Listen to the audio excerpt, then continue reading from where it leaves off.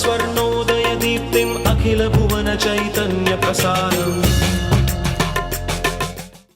నమస్కారం, మన ధర్మం కార్యక్రమానికి స్వాగతం. ఇవాళ మన ధర్మం కార్యక్రమంలో మన ధర్మ సందేహాలను నివృత్తి చేసేందుకు మనతో పాటు ఉన్నారు ఆచార్య కాకునూరి సూర్యనారాయణమూర్తి గారు. గురుగారు నమస్కారం. నమస్కారం అమ్మా. గురుగారు, దేవి స్వరూపాలలో చండీమాత యొక్క ప్రత్యేకత ఏమిటి? లలితా సహస్రనామం, దేవి ఖడ్గమాల, ఈ రెండిట్లో ఏది శక్తివంతమైనది? వైశాఖ మాసంలో శుక్లపక్షంలో నవమి తిథి నాడు చండీదేవిని ఉపాసన చేయాలి అని మనకు పంచాంగాలు వివరిస్తాయి. చండీ నవమి అన్న పేరిట ఈ నవమి తిథిని మనం పరిగణనలోకి తీసుకోవాలి. అంటే ఈరోజు అన్నమాట. చండీ అంటే ఏమిటి? చడి కోపే. చండీ అంటే కోపము అని అర్థం, కోపదేవత అని అర్థం. కుప్యతే అనే పదంలో బాగా కోపంతో ఉన్న ఆడసింహం ఎలా ఉంటుందో, చాలా ప్రత్యేకంగా ఆడసింహమే సుమా, ఆడసింహం ఎలా ఉంటుందో అంత కోపంతో ఉండే స్వరూపాన్ని చండిక అనాలిట. చెడి కోపే కుప్యతే. ఈ చండి అనగానే మనకు మార్కండేయ పురాణాంతర్గతమైన సప్తశతి జ్ఞాపకం వస్తుంది. 13 అధ్యాయాలతో ఉన్న ఈ గ్రంథంలో సుమారుగా 700 శ్లోకాలు ఉన్నాయి. అన్ని శ్లోకాలు పూర్ణ శ్లోకాలు కావు. 460 పైచిలుకు శ్లోకాలు పూర్ణ శ్లోకాలు, అంటే 2 పాదాలతో ఉండగా 4 పాదాలతో ఉండగా, ఆ తదుపరి మిగతా శ్లోకాలన్నీ కూడా 3 పాదాలతో కొన్ని, 2 పాదాలతో కొన్ని, అర్ధరుచ, పాదరుచ, ఉవాచ అన్న పేరిట మార్కండేయో వాచ, భాగుర్యో వాచ, దేవ్యో వాచ, యా దేవి సర్వభూతేషు ఇలా ఉన్నప్పుడు నమస్తస్యై నమస్తస్యై నమస్తస్యై నమో నమః ఇవన్నీ కూడా కలుపుకొని 700 శ్లోకాలు అలా లెక్క చేసిన సంప్రదాయజ్ఞులు ఈ గ్రంథాన్ని ప్రత్యేకంగా స్తోత్రం చేయమని చెబుతూ దేవి సప్తశతి, చండీ సప్తశతి అన్నారు. ఈ సప్తశతితో సమానమైనటువంటి స్తోత్రం కుంజికా స్తోత్రం. 700 శ్లోకాలు చెప్పడం కష్టం అయినప్పుడు లేదా వాతావరణం కుదరనప్పుడు ప్రతీకాత్మకంగా 7 శ్లోకాలు దుర్గా సప్తశ్లోకి. జ్ఞాని నామపి చేతాంసి దేవీ భగవతి హిసా బలాదాకృష్య మోహాజ మహామాయ ప్రయచ్చసి, ఇలా 7 శ్లోకాలు ఇచ్చారు. ఇది కాకుండా కుంజికా స్తోత్రం అనే ఇంకొక రహస్యమైనటువంటి స్తోత్రాన్ని కూడా చెప్పారు. కవచము, అర్గళము, కీలకము ఇవన్నీ కూడా ఈ చండీ పాఠానికి ముందు, అపరాధ స్తోత్రం చివర ఇలా చెప్పడం, వీటన్నిటి కూడా అంగన్యాస కరన్యాసాలు. ఇవన్నీ గురువు ద్వారా మనం అభ్యసనం చేసి మంత్రోపదేశం తీసుకున్న అనంతరమే చదవవలసినటువంటి స్తోత్ర పాఠాలు. వీటికి సిద్ధములు అని పేరు. ఏది సంకల్పం చేస్తామో మనస్సులో అది సిద్ధింపజేసేవి. చాలా తీవ్రమైన అంశం ఇది. బ్రహ్మాండ పురాణాంతర్గతమైన దేవీ మహాత్మ్యం, మార్కండేయ పురాణాంతర్గతమైన దేవి లేక చండీ సప్తశతి ఈరోజు పారాయణం చేసిన, ఈ గ్రంథాలు సేకరించి అధ్యయనం చేసేటటువంటి వారికి బహుమానంగా ఇచ్చిన మంచి ప్రయోజనం చేకూరుతుంది. ఇది ఒక విషయం.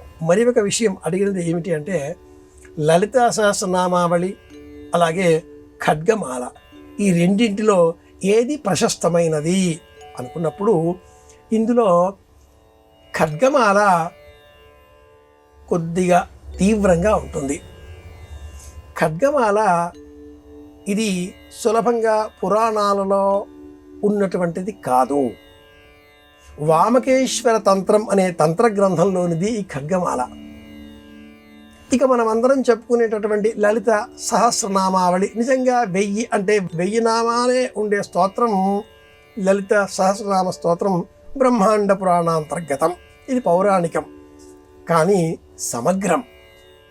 లలిత సహస్ర స్తోత్రంలో అమ్మవారి పూజ, ఆరాధన, లౌకికమైన శక్తులను ఎలా స్వాధీనం చేసుకోవాలో ఆ సమస్త అంశాల స్ఫురణ, జీవితాన్ని ఎలా సక్రమంగా మార్చుకోవాలో బోధన, అంటే సాంఘిక, సామాజిక, ఆధ్యాత్మిక, ఆదిదైవిక, ఆదిభౌతిక, ఆత్మగతమైన సమస్త విద్యలను బోధించేది ఒక్క లలిత సహస్రనామ స్తోత్రం మాత్రమే. ఇంతకంటే మూలమైన పరావిద్యను సాధకులు తంత్ర మార్గంలో, కౌళ మార్గంలో, ఇంకా అనేక మార్గాలు ఇలాంటివి ఉన్నాయి, ఆయా మార్గాలలో స్వాధీనం చేసుకోవాలి అని అనుకున్నప్పుడు శారదా తిలకం ఇలాంటి అనేక తంత్ర గ్రంథాలలో ఒకటి వామకేశ్వర తంత్రం. అందులోనిదే ఈ ఖడ్గమాల. హృదయదేవి, శిరోదేవి, శిఖాదేవి, కవచదేవి, నేత్రదేవి, అస్త్రదేవి, కామేశ్వరి, భగమాలిని, నిత్యక్లిన్నే, భేరుండే, వన్నివాహిని ఇలా ప్రారంభమయ్యే ఈ ఖడ్గమాలలో నవావరణదేవి యాం లలితాయా మహోజస 9 ఆవరణలలో ఉన్నటువంటి 108 దివ్య శక్తుల ప్రస్తావన నామాదులతో వర్ణింపబడి ఉంటుంది.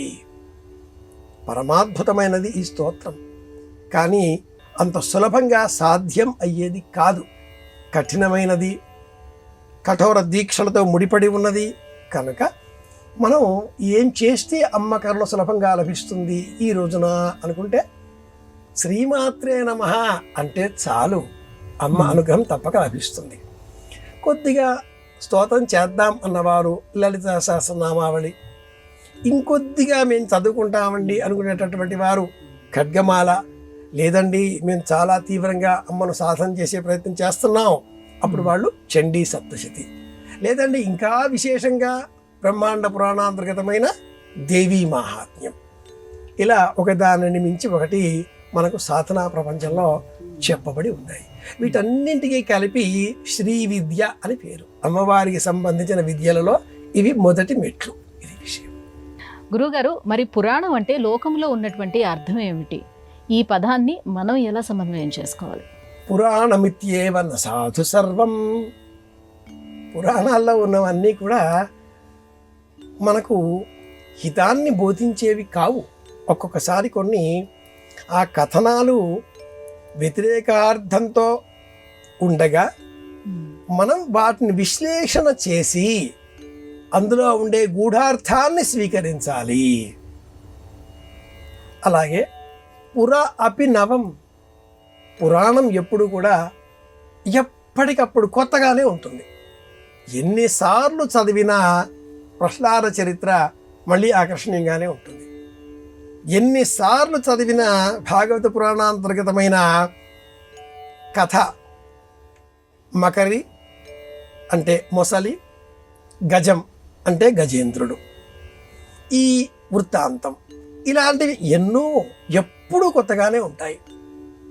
గజేంద్ర మోక్షణ కథని మనం ఉదాహరణగా స్వీకరిస్తే ప్రతిసారి కొత్తగానే అమ్మవారి కాలి అడుగులు వేసే విధానం దగ్గర వర్ణన మొదలు పెడితే పోతనామాచుల వారి ప్రాకట్యం అద్భుతం, శబ్ద విచక్షణ, వివేచన, భక్తిరస ప్రాధాన్యత, వాటి చదువుతూ ఉంటే విన్న కొద్దీ శబ్దాలంకాల సరళిలో పడి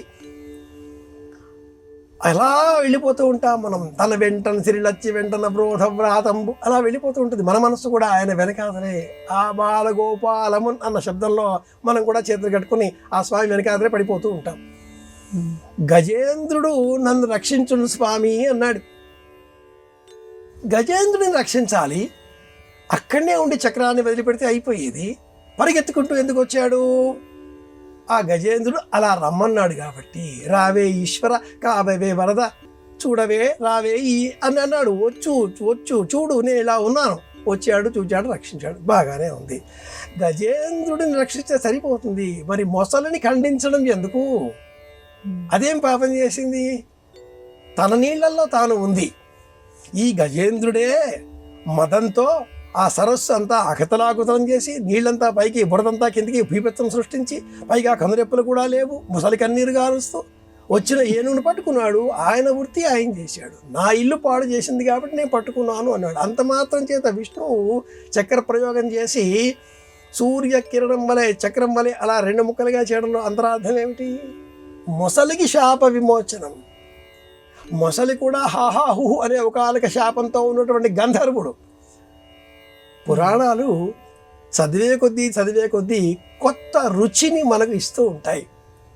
కొత్త అర్థాలు, కొత్త భావాలు. తెలిసిందే కదా అనకుండా మళ్ళీ చదువుతూ ఉంటే ఓహో ఇదే అర్థం. మన మనస్సు కూడా ఈ గజేంద్రుడి వలె సంసార మాయలో పడిపోతున్నదే. వీటిలోంచి బయటపడాలి. ఇలాంటి ఊహలు కలగడం కోసమే పురాణాలు మళ్ళీ మళ్ళీ చదవాలి అని చెప్తూ ఉంటారు. ఇది పురాణం అన్న శబ్దానికి మనం తీసుకోవాల్సిన అర్థం. గురుగారు, మనుస్మృతి అనేది ఒక ధర్మశాస్త్ర గ్రంథం కదా, మరి ఆ గ్రంథం ఎందుకు అంత వివాదాస్పదమైంది? ఏముంది అందులో? సనాతన ధర్మం అన్న పదం ఈ రోజుల్లో అనేకులు విరివిగా వినియోగిస్తున్నారు. సనాతన ధర్మానికి సంబంధించినంత మేరకు ధర్మశాస్త్ర విశ్లేషణలను అనేక ఋషులు చేసి అక్షర రూపంలో పొందుపరిచి గ్రంథాలుగా మనకు అందించి ఉన్నారు. వాటినే స్మృతులు అంటాం మనం. ఇవి 18 ఉన్నాయి. 18 మంది స్మృతికర్తలు, ఋషులు. అందులో శంఖలిఖిత స్మృతి మొట్టమొదటిది. శంఖలిఖితుడు అనే మహర్షి సమాజం ఎలా ఉండాలి, సమాజంలో ఉండే వ్యక్తులు ఎలా వ్యవహరించాలి, ఎలా నడుచుకోవాలి అని చెప్పే వివరాలను పొందుపరిచాడు. ఆ తదుపరి వచ్చినది మనుస్మృతి.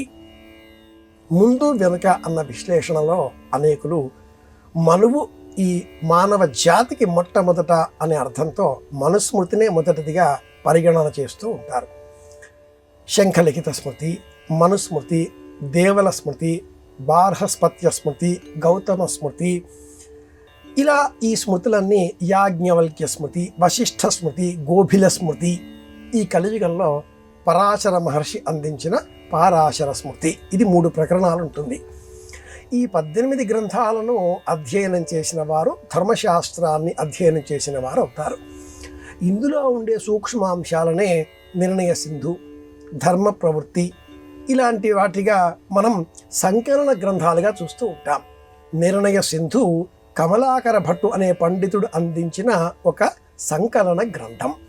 పురాణాలలో, ఇతిహాసాలలో, ఇలా ఈ స్మృతి గ్రంథాలలో ఏ సందర్భానికి సంబంధించిన ఆయా వృత్తాంతాలు ఉన్నాయో వాటన్నిటినీ కూడా క్రోడీకరించి ఒకచోట చూపిన గ్రంథం సంకలన గ్రంథం ఇది.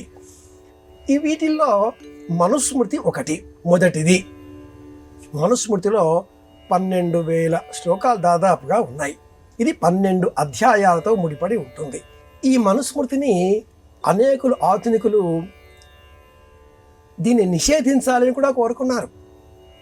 ఈ మనుస్మృతిలో అనేక శ్లోకాలు ప్రక్షిప్తమని, అనూచానంగా వచ్చినవి కావని, తమకు తాము సౌలభ్యం కోసం అందులో చోటుపరచుకున్నవి, పొందుపరచినవి అని కూడా విశ్లేషకులు సామాజికంగా ఇలాంటి ఆలోచనలు చేసేవారు వాదించారు, వాదిస్తున్నారు.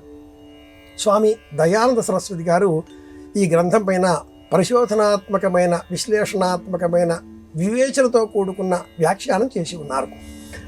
ఈ మనుస్మృతిలో ప్రత్యేకంగా 2వ అధ్యాయం ఈనాటి కాలంలో మరింత చర్చనీయాంశమైంది. విదేశాలకు వెళ్ళే వారి విషయం ఎక్కడా ఏ గ్రంథంలో ఉంది? మనుస్మృతిలో 2వ అధ్యాయంలో ఉంది. శ్రాద్ధం పెట్టకపోతే ఏమవుతుంది? మనుస్మృతి 3వ అధ్యాయంలో ఉంది. అక్కకు వివాహం చేయకుండా తమ్ముడు కానీ చెల్లెలు కానీ వివాహం చేసుకుంటే ఏ విధమైన దోషం, ప్రాయశ్చిత్తం, తప్పు మనుస్మృతి 6వ అధ్యాయంలో ఉంది.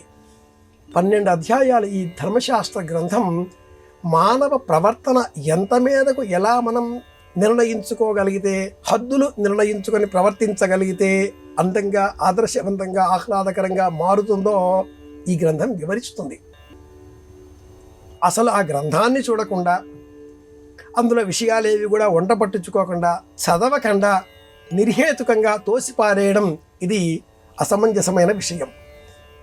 ఏ గ్రంథమైనా మంచి చెడుల సమాహారం. చెడును వదలి మంచిని స్వీకరించాలి. గాలి తీసుకునే మనం గాలి తీసుకున్నాం, జాగ్రత్త, భద్రపరుచుకుందాం అంటూ లోననే అలా ఊపిరిని ఆపుకోగలుగుతామా? పోతాం. కనుక వదిలేయాలి. వదిలేసామని ఊరుకుంటామా? మళ్ళీ తీసుకోవాలి. వదిలేస్తే పోతాంగా, మళ్ళీ తీసుకోవాలి. తీసుకునే ఈ గాలిలో కూడా ఆక్సిజన్ స్వీకరిస్తాం, కార్బన్ డైఆక్సైడ్ వదిలేస్తాం. మంచి తీసుకుందాం. మనుస్మృతి ఈ 18 స్మృతి గ్రంథాలలో ప్రామాణికమైన, అతి విస్తృతమైన, విశ్లేషణాత్మకమైన పలు విషయాలతో కూడుకున్న అంశం. న స్త్రీ స్వాతంత్రమర్హతి అని ఇదే గ్రంథం చెబుతుంది. యత్ర నార్యస్తు పూజ్యంతే రమంతే తత్ర దేవతాః అని కూడా ఇదే గ్రంథం చెబుతుంది. కాబట్టి ఉభయ సందర్భాలను గ్రహించి ఏది ఎప్పుడు అవసరమో అది స్వీకరించే నిమిత్తమే ఈ గ్రంథాలు స్మృతులు అన్నీ కూడాను ఆనాటి కాలానికి సంబంధించిన ఇండియన్ పీనల్ కోడ్ లాంటి గ్రంథం ఈ మనుస్మృతి. ఇది విషయం. గురుగారు, కొత్త కోడలు ఇంట్లోకి అడుగుపెట్టే సమయంలో గడప పైన ధాన్యం పోసినటువంటి పాత్రను పెట్టి కాలుతో తోసి లోపలికి రమ్మంటారు. ఎందుకు ఇలా చేయిస్తారు? దీని అర్థం ఏమిటి? శాస్త్రంలో ఉండే వైజ్ఞానిక పరమైన అంశాలను ప్రాచీనులు ఆచారాల పేరిట, సంప్రదాయాల పేరిట, సంస్కారాల పేరిట మన చేత ఆచరింపజేశారు. ఇంటిలోనికి వచ్చే ఆ యువతి, కోడలు, గృహిణి అన్న పదాన్ని స్వీకరించి ఈ ఇంటిలోనికి తొలిసారిగా పాదం మోపుతున్న సమయంలో ధాన్య రాశులు ఇంటిలో విరజిమ్మబడాలి. ఇంట్లో ఎక్కడ చూసినా అక్కడ ధాన్య రాశులు కుప్పలు కుప్పలుగా ఉండాలి. ఆవిడ ధాన్యలక్ష్మి. ఈ ఇంటికి అష్టైశ్వర్యాలతో ఇంటిలోనికి వస్తున్నటువంటి మహాలక్ష్మి స్వరూపం. సంపద అంటే కరెన్సీ నోట్లు, బంగారు కాసులు, వజ్రాలు, మాణిక్యాలు, మరకత వైఢూర్యాలు ఇవి కావు సుమా. ఆహారం సంపద. చిరునవ్వుతో ఇంట్లోనికి వచ్చేటటువంటి అమ్మాయి, మహిళ, శక్తి స్వరూపం సంపద. ఇలా గుర్తించిన ప్రాచీనులు గడప పైన, గడప కూడా లక్ష్మీ స్వరూపమే. ధాన్య రాశి, ధాన్యం కూడా లక్ష్మీ స్వరూపమే. పాదముతో తొలగిస్తూ వస్తున్నది అంటే ఆవిడ కాలు ఎక్కడ పెడితే అక్కడ. ఇక్కడ మళ్ళీ కాలు అంటే శనిగా స్వీకరించకూడదు. ఆ శనిలో ఆ తత్వాన్ని, శని అంటే జ్ఞానం, మళ్ళీ శని ఆయుష్యము, జీవనోపాయము, బుద్ధి కుశలత, స్థిరత్వము, వివేచన, కూర్చునే తత్వం, నిలకడ స్వభావం, స్థిరత్వం, పర్మినెన్సీ అన్న పదం ఇవన్నీ శనికారకంగా వస్తాయి. కాబట్టి పాదంతో అలా త్రోసివేసి లోనికి వస్తే ఆ ఇంటిలో అంతటా విరజిమ్మబడిన ఆ ధాన్య రాశులు ఒక్క ధాన్యపు గింజ అలా భూమిలోనికి ప్రవేశిస్తే అది మొలకెత్తి ధాన్యపు కంకులతో వేలాది ధాన్యపు గింజలను మనకు అందించేదిగా మారుతుంది కదా. ఒక్క ధాన్యపు రాశి గింజలో ఇంత ప్రపంచం ఉంది కదా. ఇంటిలోనికి వచ్చే ఈ ఒక్క మహిళ స్త్రీ శక్తి స్వరూపం. ఇంటికి ఇల్లాలు, కోడలు, కూతురు అన్ని పాత్రలు నిర్వహించేటటువంటి ఈ శక్తి స్వరూపము అందరికీ ఆనందం కలిగించే విధంగా ప్రవర్తిస్తూ ఆ ఇంటిని శాఖోపశాఖలుగా, తామర తంపరులుగా పెంచి పోషించేటటువంటి స్వరూపం కలది.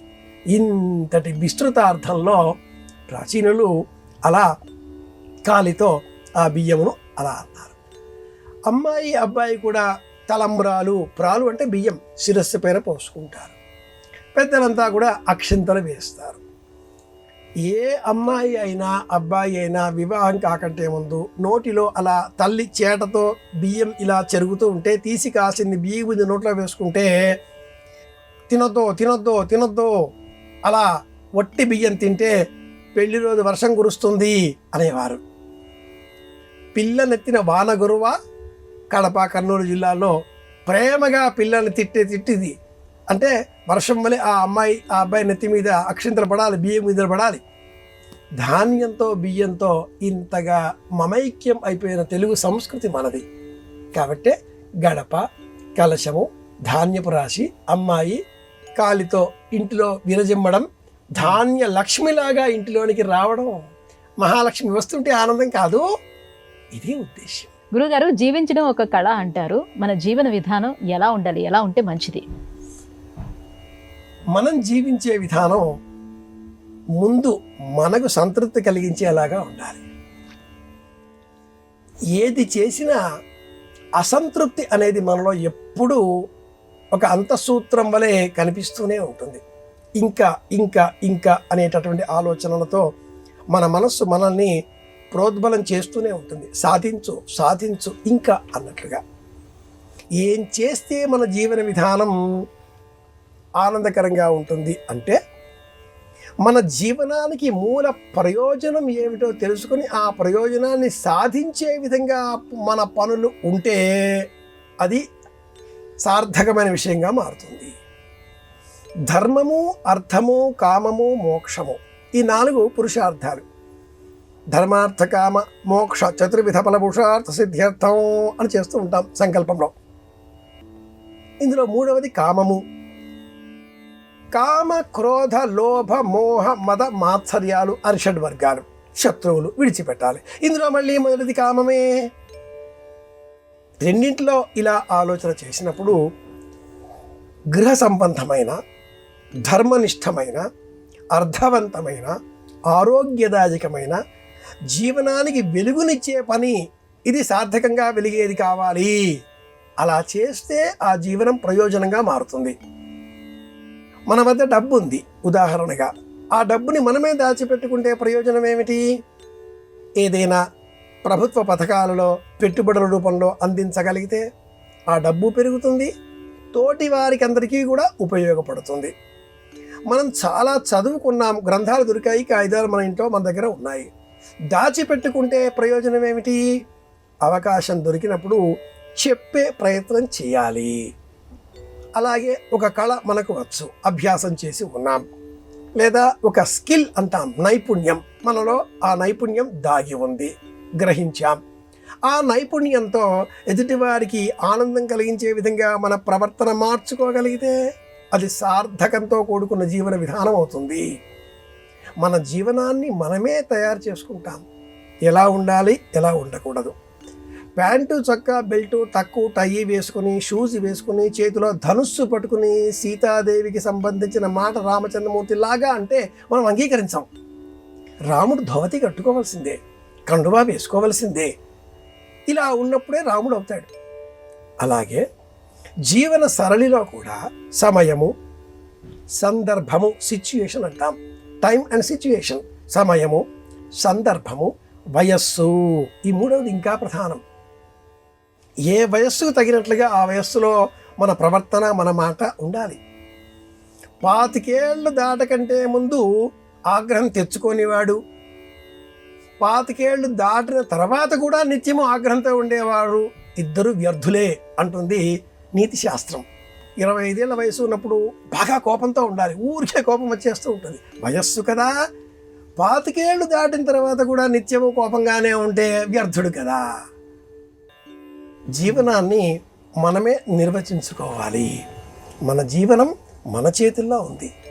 ఇది ఎలాంటిది అంటే గడిచిన తర్వాత పాఠం నేర్పిస్తుంది. పరీక్షలన్నీ వ్రాసేసిన తర్వాత పాఠాలు అనుకుంటే జీవితం గడిచిపోయిన తర్వాత పాఠాలు చదువుకోవాల్సి వస్తుంది. ఒక్కసారి మనం మన జీవితంలో గడిచిన సందర్భం ఒక ఉదాహరణగా తీసుకుంటే అన్నింటినీ మనం అధ్యయనం చేస్తూ అడుగు ముందుకు వేయవచ్చు. జీవన సరళి ఇటువంటిది. ఎప్పుడూ గమనిస్తూ ఉండాలి. నిరంతరం మనల్ని మనం అప్డేట్ చేసుకుంటూ ఉండాలి. గురుగారు, ఈ రోజుల్లో ఆలయం అర్చన, ఆలయ ప్రవేశానికి సంబంధించి కొన్ని విషయాలు వివాదాస్పదం అవుతున్నాయి. దీనికి కారణం ఏంటో తెలియజేస్తారా? మనలో ఉన్నటువంటి అత్యాశ. ఆశయా బద్ధతే లోకే కర్మణ బహుచింతయే అని ప్రాచీనులు ఒక సంస్కృత సూత్రంగా, ఒక సామెతగా చెబుతూ ఉండేటటువంటి వారు. ఈ లోకాన్ని ఆశ అనే సూత్రం బంధించి పెడుతుంది. ఆశాబంధ కుసుమ సదృశే ప్రాయశోహ్యంగనానాం, మేఘదూత మహాకావ్యంలో కవికుల గురువు మహాకవి కాళిదాసు అందించిన వాక్యం ఇది. మనం జీవితంలో ఎందుకు బ్రతికి ఉన్నాం? ఆశ కారణంగా బ్రతికి ఉన్నాం.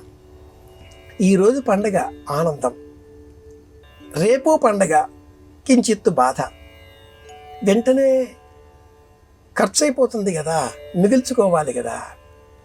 ఈ ఆలయంలో అర్చకత్వం చేస్తున్నాం, ఆనందం. ఎంతో కొంత మన ఆ విధులకు సంబంధించి పరమాత్మ కొంత అందిస్తున్నాడు, తృప్తి. ఇది లేకపోవడంతో ఆశ మొదలవుతుంది. విదేశాలకు వెళ్ళాలి, ఎక్కువ ధనాన్ని సంపాదించుకోవచ్చును అనేది ఒక ఆశ.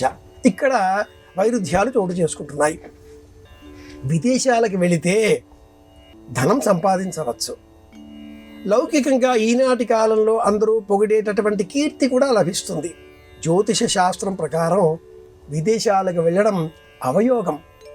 జాతకంలో దుష్ట యోగం వచ్చినప్పుడే విదేశాలకు వెళ్తారు అంటూ జ్యోతిషం చెబితే, ఆ దుష్ట యోగం మాకెప్పుడండి అని అందరూ అడుగుతూ ఉంటారు. ధర్మశాస్త్రం ప్రకారం విదేశాలకు వెళ్ళకూడదు. కొన్ని విధిలో ఉన్నవారు వెళ్ళకూడదు. ప్రవరుడు అనే మహానుభావుడు తన తల్లి, తండ్రి, అతిథులు, అగ్నిహోత్రము ఇంతే జీవితంగా బ్రతుకుతాడు. వెళ్ళాలి అని ఉన్నా కూడా, అది మనుచరిత్ర అలసాని పెద్దన గ్రంథం. వెళ్ళాలి ఆశ, దానితో అంజనం కాలికి అద్దుకున్నాడు, ఎగిరాడు. చపల చిత్తం కొద్దీ హిమాలయాలకు వెళ్ళాడు. అటదిన కాంచె భూమిసురుడు అంబరసుంబి చూశాడు. సాయంత్రం అయింది, ఇంటికి వెళ్ళాలి. అంజనం కరిగిపోయింది. తాను జపాగ్నిహోత్ర పరతంత్రుడనేని అగ్నిహోత్రం ధ్యానం చేశాడు. మళ్ళీ ఇంటికి వచ్చి పడ్డాడు. ఉదయం, మధ్యాహ్నం, సాయంత్రం త్రికాలాలలో అగ్నిహోత్రం చేయాలి, గోవులను అర్చించాలి, అతిథి అభ్యాగతలను చూసుకోవాలి. నిత్య విధులు. విదేశాలకు వెళ్ళేటటువంటి వారికి నిత్య విధులలో క్లేశం ఏర్పడుతుంది. ఆహార విహారాదులలో భేదం వస్తుంది. వాచ్ టైం మారుతుంది.